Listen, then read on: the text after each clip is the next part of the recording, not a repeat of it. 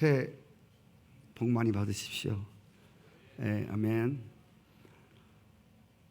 오늘 새해 첫 번째 시간에 또 무슨 말씀으로 하나님의 교회에게 말씀을 전달할까, 또 하나님과 기도하고 묵상하는 중에 많은 것들이 지나갔습니다.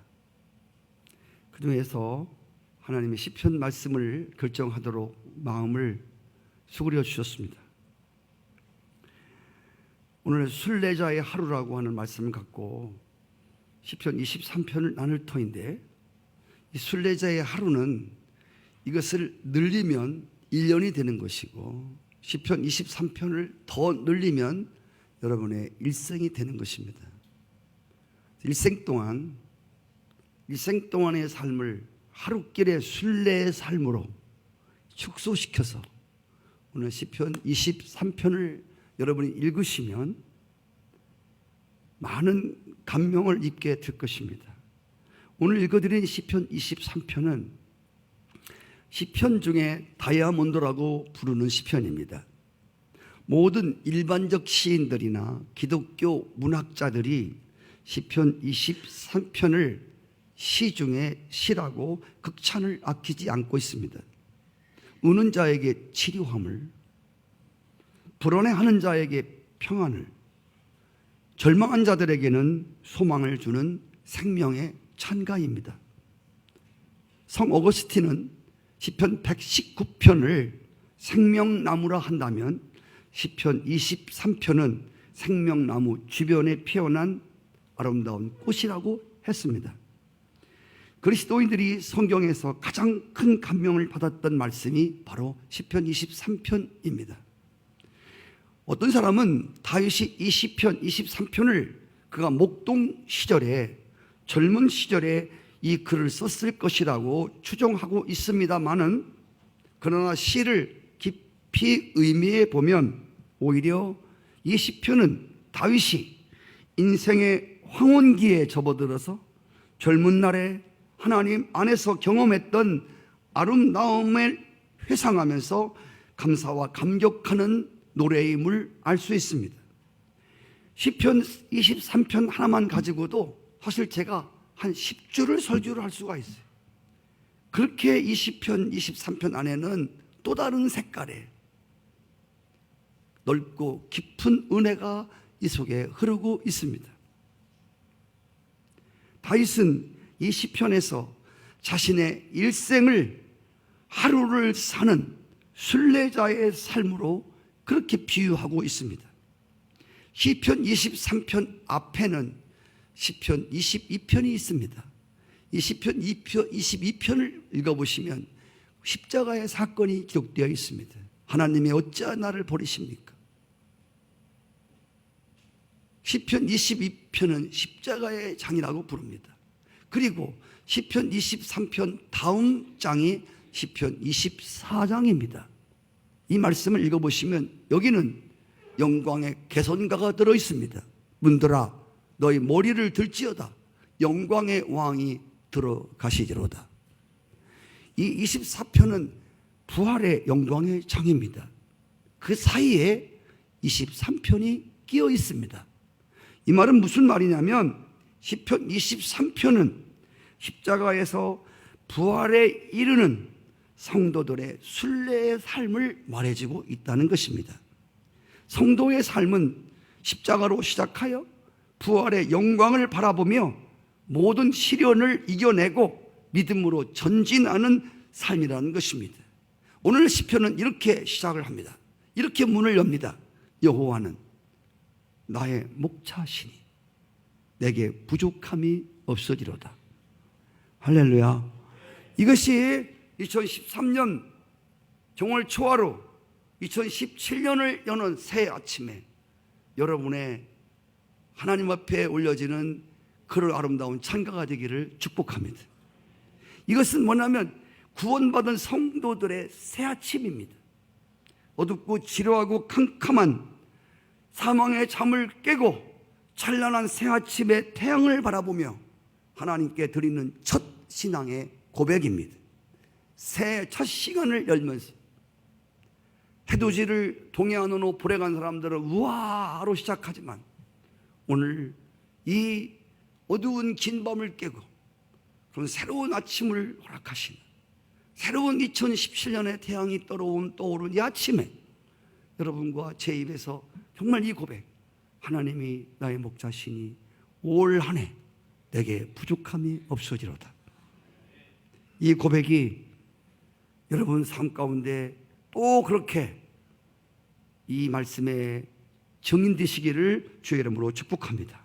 오늘 시편 기자는 여호와는 우리 목자라고 하지 않고 나의 목자라고 표현함으로 하나님을 개인적인 목자로 삼고 있습니다. 그렇습니다. 하나님과의 관계는 우리가 되기 전에 개인적 관계가 이루어져야 합니다.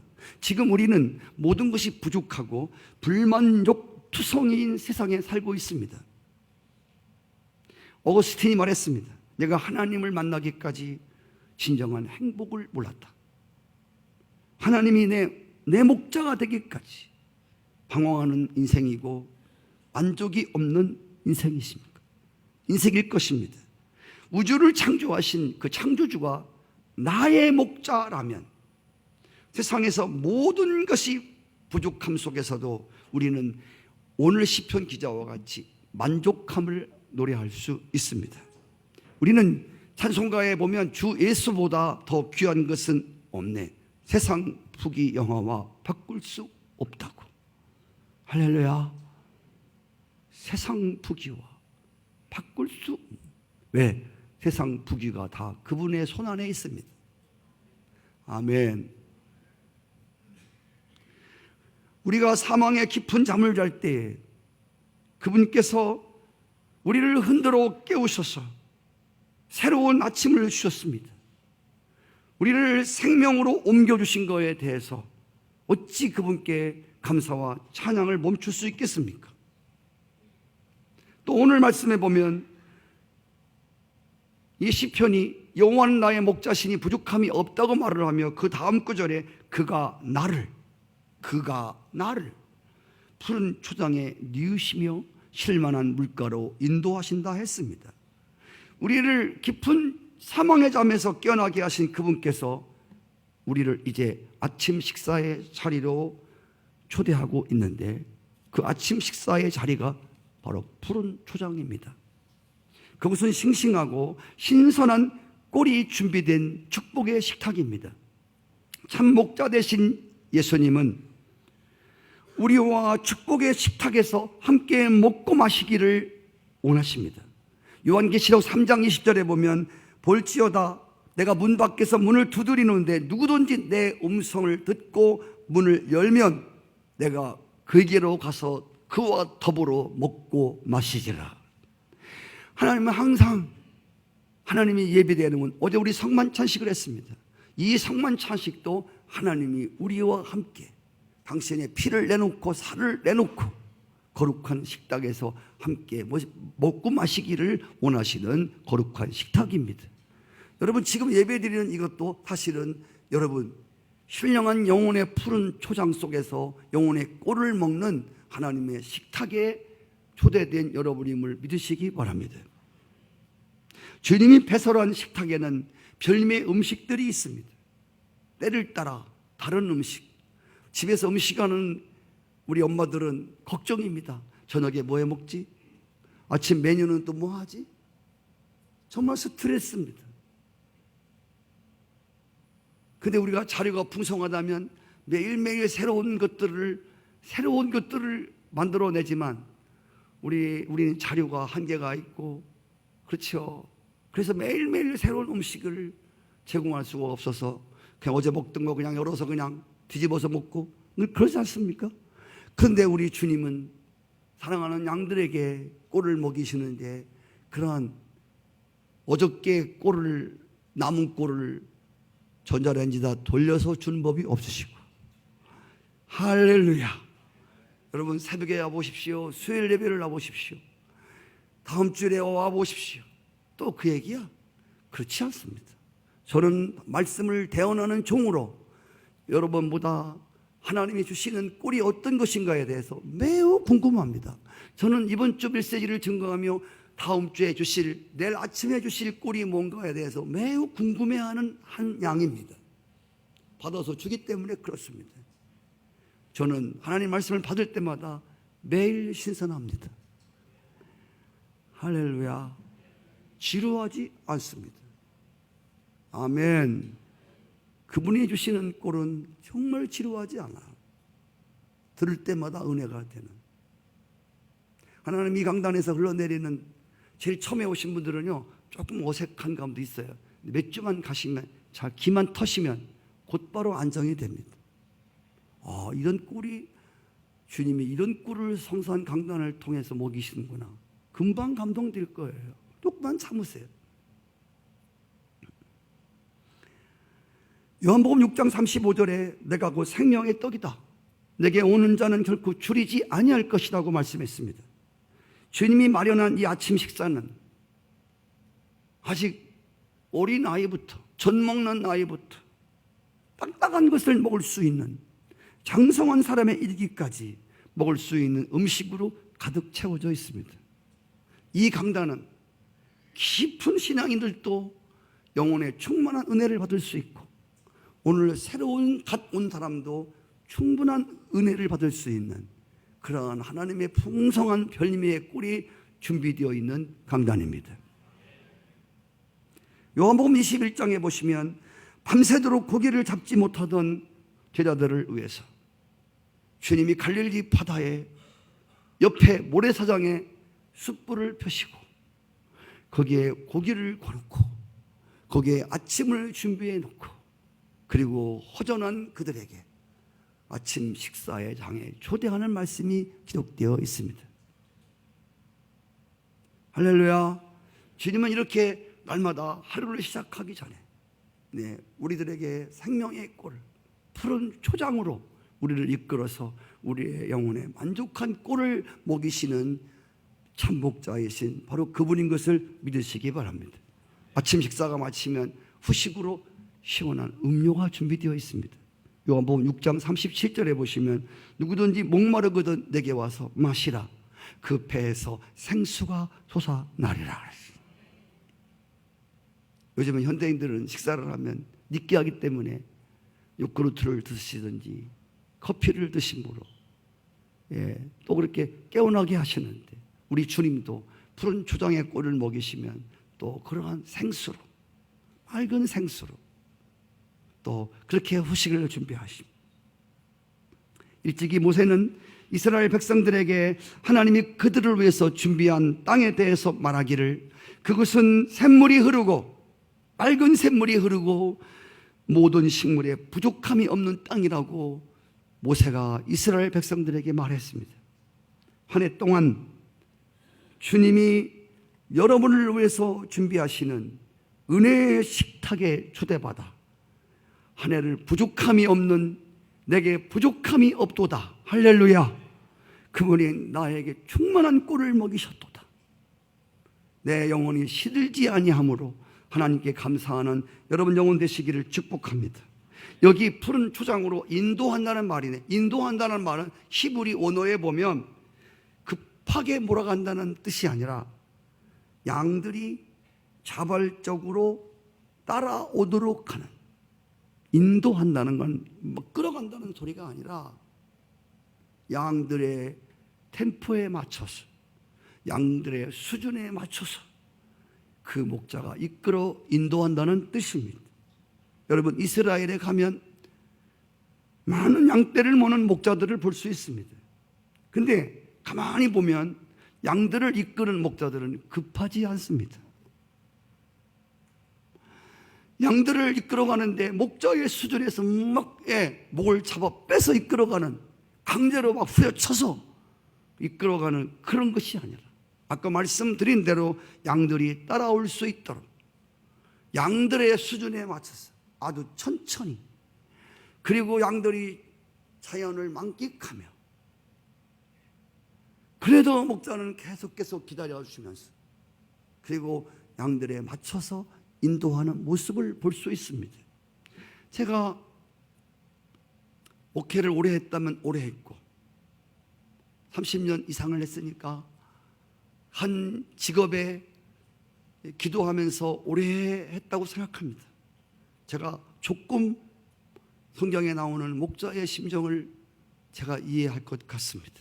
아니, 이해하고 있습니다. 제가 신학교 다닐 때 목회학을 배웁니다. 앞으로 목사가 되어야 되기 때문에 어떻게 목사를 해라. 그때 또 믿음의 선배들이 저들을 배워줄 때 이렇게 배워주었습니다. 너 교회할 때 교인들은 가만히 두면 안 되는 거야. 그래서 교인들을 달달 볶아야 돼. 알지? 새벽 예배 막 프로그램 만들어갖고 계속 돌려. 양들은 시기하면 안 돼. 그럼 미끄러져. 그래서 계속 볶는데 타지는 말게 볶고. 그런 목회학을 배웠습니다.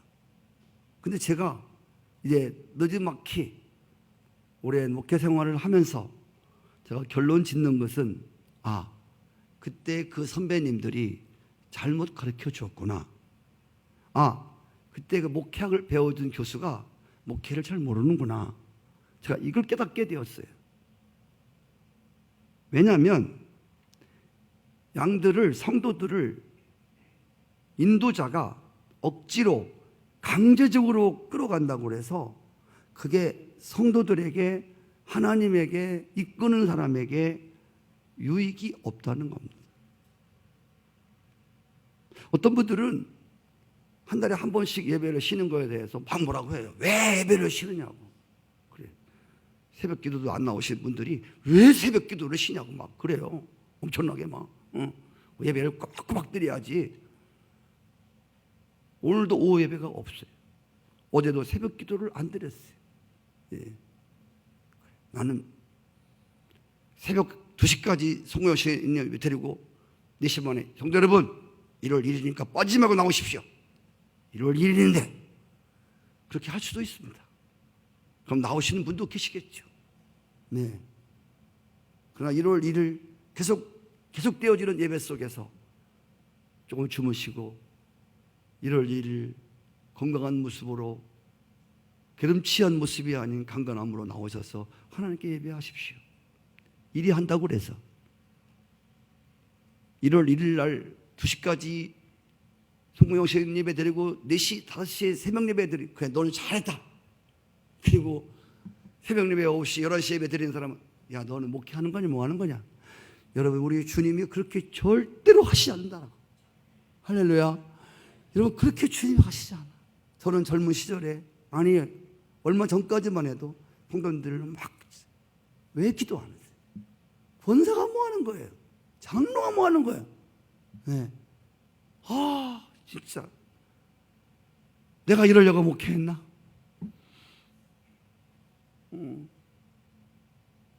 막 이런 감들이 막 들어오는. 이게 잘못된 거예요. 우리 주님은 그렇게 하지 않았어요. 성도 여러분, 기도회를 막 몰아붙이고, 네, 모이라고 막 줬짜고, 그래서 억지로 끌려와서, 정말 힘든 거 끌려와서, 네, 하나님은 우리가 주의 성전을 들을 때 기쁨으로 주의 성전을 나오기를 원합니다. 자발적인 마음으로, 하나님의 일을 해도 자발적인 마음으로 일하기를 원하십니다. 구약 성경에 보면 시온성에 흐르는 실로암 샘물은 급하게 흐르지 않는다고 했습니다. 여러분, 하나님의 성전에서 흐르는 실로암의 샘물은 천천히 흐른다고 했습니다. 예수님이 12제자를 불렀습니다. 그들은 아직도 배울 것이 많은 사람들이었습니다. 다듬어져야 할 인격이 많은 사람들이었습니다. 예수님이 하루아침에 뚝딱해서 그들을 훌륭한 제자로 세우지 않았다는 사실입니다. 자빠지고 넘어지고 도망치고 톡 까고 별의별 일이 다 일어나도 그들이 깨달을 때까지, 그들이 스스로 감동을 입을 때까지 속 터지면서 가슴 치면서 아휴 쟤들 언제 사람 된데 미치겠네 진짜로 이렇게 하지 않았습니다. 주님이 그 사람 같지도 않은, 배운 것도 없는, 인격도 부족하고 덕스럽지도 않고 그들을 이끌어 가시면서 소망 중에 기다리시면서 그들이 감동이 될 때까지 계속 격려하시고, 넘어질 때도 자빠질 때도 넘어진 자 밟지 않고, 자빠진 자 차지 않고, 상한 갈대를 꺾지 않고, 거저가는 등불을 훅 불어 끄지 않고 계속 살려나가셨습니다. 그래서 12 제자들은 아다시피 다 가룟 유다 하나를 빼놓고는 예수님을 위해서 목숨을 바치는 순교의 제물들이 되었습니다. 제가 수많은 경험을 통해서 얻은 것은 그렇다. 선한 목자는 양들을 그렇게 몰아가지 않는다. 그렇다. 좋은 부모는 자녀들을 자기 식대로 공부해, 발 닦어, 그거야? 이렇게 좋은 부모는, 하나님의 지혜를 깨달은 부모들은 그렇게 자녀들을 이끌어가지 않는다. 좋은 선생은 제자들을 우격다짐으로 이끌어가지 않는다.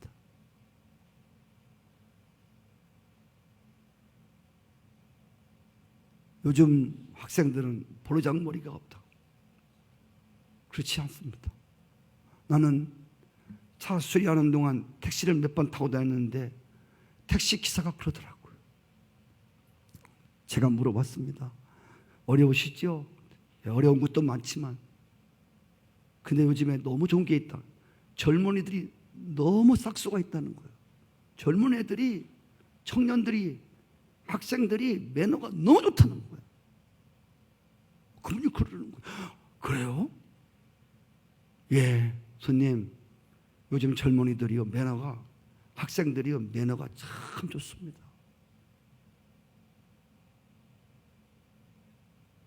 선한 목자는 그렇게 양들을 우격다짐으로 자기식으로, 자기 수준에 맞춰서 양떼들을 이끌어가지 아니하는, 이것을 진작 깨달았다면 얼마나 좋았을 뻔했어요. 많은 연단 속에서 제가 이 말씀을 비로소 이해하게 되었습니다. 목회라고 하는 것, 성도들을 기도회로 나오게 한다고 하는 걸 막 전화 걸어갖고 왜 안 나와? 빨리 나오세요. 뭐 하는 거예요? 권사요? 장로요? 이래서 되는 게 결코 아니라는 거예요. 하나님이 그들의 마음을 감동하실 때까지 계속 기다려주고 계속 섬겨주고,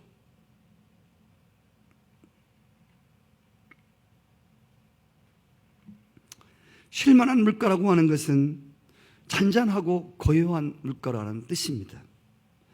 선한 목자 되신 우리 하나님은 우리를 이끌어 인도하시는데 물살이 거세고 센 곳으로 인도하지 않습니다. 제가 우리 식구 가족여행을 갈 때 그 무슨 폭포를 가서 구경했는데, 무슨 폭포인가, 폭포에서 떨어지는데요, 거기 이렇게 대화를 해도 소리 때문에 대화를 할 수가 없어. 그 떨어지는 물소리에 막 위압감에 눌려서 대화도 안 돼. 여러분, 주님은 우리를 그런 곳으로 이끌어가지 않습니다. 주님과의 대화도 통하지 않는 폭포수같이 막 떨어지는 위협감 있는 그런 곳으로, 썩은 물가로, 거센 파도가 막 일렁이는 그런 곳으로 양떼를 이끌어가지 않습니다. 잔잔하고 고요한, 이사야 40장 11절에 보시면 그는 목자같이 양 무리를 먹이시고 어린 양을 그 팔로 모아 품에 안으시고 젖먹이는 암컷들을 온순히 인도하시는도다. 성도 여러분, 생각해 보십시오. 말씀은 생각하며 들어야 됩니다. 동영상을 그리며 들으십시오. 푸른 초장이 쫙 펼쳐 있습니다. 그 앞에는 아주 맑은 물이 찬찬하게 흐르고 있습니다. 그리고 거기서 하얀 양들이 쉬고 있는 장면을 연상해 보십시오. 생각만 해도 금세 우리의 마음이 평온해지고 우리의 마음이 고요해짐을 느낄 수 있을 것입니다. 현대인들은 마음의 안식을 누리지 못하고 살아갑니다.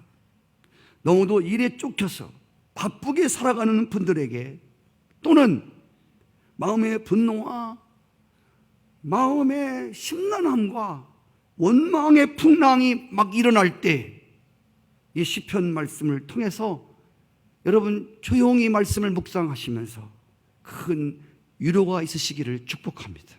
수고하고 무거운 짐진 자들아 다 내게로 오라. 내가 너희를 쉬게 하리라. 진정한 신앙은 주님 안에서 안식할 줄 아는 신앙입니다. 할렐루야. 그래서 오늘 우리 주님이 이렇게 우리를 잘 고요한 시냇가로 우리를 이끌어 가십니다. 그리고 그 다음 구절에 내 영혼을 소생시킨다고 했습니다. 자기 이름을 위해서 의의 길로 이끌어 가신다. 지나간 밤사이에 입은 상처가 너무 컸습니다. 너무 피곤했습니다. 그래서 우리가 용기와 능력을 상실했습니다. 그러나 여호와를 목자 삼고 새 출발하는 우리에게 무엇보다 회복이 필요합니다. 정말 지난해 한 해는 너무 피곤했습니다. 너무 지쳤습니다. 너무 삶 속에서 입은 상처들이 많습니다. 잘 믿어보려고 하는 용기마저 잃을 수도 있었습니다. 그러나 주님께서 이렇게 새로운 여러분 2017년을 시작하면서 무엇보다 주님이 우리에게 필요한 것이 무엇인지를 아십니다. 그것은 영혼의 소생함입니다. 할렐루야. 하루길 같은 인생길을 걸어갈 때 우리는 한 해 동안 무슨 일을 만나는지 내일 일을 알지 못합니다. 수없이 맞이하는 우리는 문제들과 싸움을 해야 되는데 우리가 승리하기 위해서는 먼저 우리의 영혼이 새로운 힘을 얻고 우리의 믿음이 소생하는 것이 중요한 것을 우리 목자가 너무 잘 알고 계십니다. 할렐루야. 그래서 주님께서 우리의 영혼을 새롭게 소생시키기 위하여 분주하게 준비하십니다. 그래서 그리스도 안에서 펼쳐지는 새 아침과 새 아침은 은총의 아침이고 은혜의 시작의 아침입니다. 베드로후서 1장 3절에 보시면 그의 신기한 능력으로 생명과 경건에 속한 모든 것을 우리에게 주었다고 했습니다. 영혼의 소생하는 능력은 풍성한 아침 식탁에서 우리가 배불리 먹었기 때문입니다. 시편 1편 5편 복 있는 사람은 여호와의 말씀을 취하로 말씀을 섭취하고 그것을 씹어서 묵상한다고 그랬습니다. 영혼의 소생과 그리고 능력과 생명의 성숙은 하나님의 말씀을 들을 뿐 아니라 그 말씀을 믿음으로 섭취해서 잘근잘근 씹어서 그 말씀을 계속 굴리면서 묵상하는 삶이라고 했습니다. 이제 오후에 벌어질 치열한 영적 전투를 위해서 전신갑주를 취하고 무엇보다 성령의 검인 하나님의 말씀을 가지라고 했습니다. 할렐루야. 성도 여러분, 이렇게 이제 아침을 준비하고 아침 푸른 초당에서 식탁을 준비하고 후식을 먹이시고 쉬게 하시고 또 영혼을 소생케 하신 그분께서 이제는 오늘 말씀에 의의 길로 인도하시는 도다. 의의 길로 우리를 이끌어 가십니다. 이 말씀은 이제 우리의 오후 행진이 시작되었음을 알리는 신호입니다. 자기 이름을 위해서라는 말은 양들의 행진하는 목적을 말하는 것이고 의의 길이라고 하는 것은 우리가 행군하는 길의 명칭입니다. 정림로, 계백로가 있듯이 하나님의 이름을 위해서 걸어가는 그 길, 바로 그 길 이름이 의의 길입니다. 자기 이름을 위해서라는 말은 우리가 걸어가야 할 의의 길을 하나님이 자기 이름을 걸고 자기 이름의 명예를 걸고 하나님이 꼭 의의 길을, 정의의 길을, 올바른 길을 가게 하시겠다는 의미가 이 안에 들어있습니다. 여기 의의 길이라고 하는 것은 잘 닦여진 길이 아닙니다. 예수님은 이 길을 험한 길이라 했고 좁은 길이라고 했고 그래서 많은 사람들이 가기를 꺼려하는 길이라고 했습니다. 우리가 새 예루살렘에 가기까지 수없이 많은 시련과 유혹의 계곡들을 지나야 할 것입니다. 우리는 양 같아서 연약해서 작은 일에도 쉽게 놀라고 쉽게 넘어지고 쉽게 실족합니다. 그래서 우리는 홀로 이 의의 길을 결코 홀로 갈 수 없는 길입니다. 그런데 우리를 이끌어 주시는 목자가 계시는데 이분이 천지를 만드시고 천지를 주장하시는 창조주 하나님이십니다. 요한복음 10장 11절 나는 선한 목자라 선한 목자는 양들을 위해서 목숨을 버린다. 히브리서 13장 20절 양의 큰 목자이신 우리 주 예수 그리스도 할렐루야. 양의 보통 목자가 아닙니다. 큰 목자, 큰 지혜의 목자시고 큰 능력의 목자시고 큰 사랑의 목자시고 자기의 생명까지 내놓으면서 양들을 지키며 돌보시는 목자가 우리를 이끄시기에 의의 길은 험하지만 승리의 길이며 우리의 소원의 항구인 천국의 능에 도착할 때까지 그분이 우리를 이끌어 가실 것을 확신합니다. 그 다음에 내가 사망의 음침한 골짜기로 다닐지라도 해를 두려워하지 않는다. 그것은 주께서 나와 함께 가십니다. 한 해 동안 여러분 삶이 만만치 않을 것입니다. 그러나 만만치 않은 것이 중요한 것이 아니라 천지의 주자가 되시는 천지 만물을 그분 아래 복종케 하시는 그분이 여러분과 함께 한다는 것입니다. 의의 길의 행진은 말씀드린 대로 그 의의 길 사이사이에 계곡이 있고 낭떠러지도 있고 위험한 요소들이 도사리고 있습니다. 낭떠러지 잘못 발을 디디면 낭떠러지에 떨어질 수도 있고 골짜기에는 이름을 알 수 없는 맹수들이 호시탐탐 양들을 잡아먹으려고 노리고 있습니다. 머리가 쭈삣쭈삣 서는 아주 음산하고 멋이 금방 튀어나올 것 같은 그런 분위기입니다. 우리를 넘어뜨리려고 하는 많은 시련과 많은 유혹들이 기다리고 있습니다. 그래서 성경은 이 길을 사망의 음침한 길이라고 했습니다. 여러분, 우리가 주님을 따르는 의의 길, 이 십자가의 길, 천국 가는 길은 마냥 꽃길을 걷는 편한 길이 아닙니다. 그러나 여러분, 그렇지만 오늘 말씀을 통해서 걱정하고 두려워하지 말아야 할 것은 하나님이 우리와 함께 하시기 때문입니다. 이것은 우리 편에서 주신, 당신 편에서 일방적으로 주신 약속입니다. 내가 너를 항상 함께 할게. 어린 아이는 실력 있는 아버지가 항상 함께 할 때 그런 어린 아이는 두려울 것이 없습니다. 양이 스스로 목자의 인도를 거부하지 않는 이상 목자는 생명을 다해서 양 한 마리를 결코 빼앗기지 않고 할렐루야 반드시 의의 길을 통과케 하실 것입니다. 요한복음 10장 28절 말씀에 내가 저희에게 영생을 준다. 영원히 멸망치 아니할 것이다. 또 저희를 내 손에서 빼앗을 자가 없다고 그랬습니다. 요한복음 6장 39절 나를 보내시의 뜻은 내게 주신 자 중에서 한 명이라도 잃어버리지 않는 것이다. 할렐루야. 여러분, 우리를 이끌어 가시는 선한 목자 되신 예수님은 평상시에는 아주 겸손하시고 온유하신 분이십니다.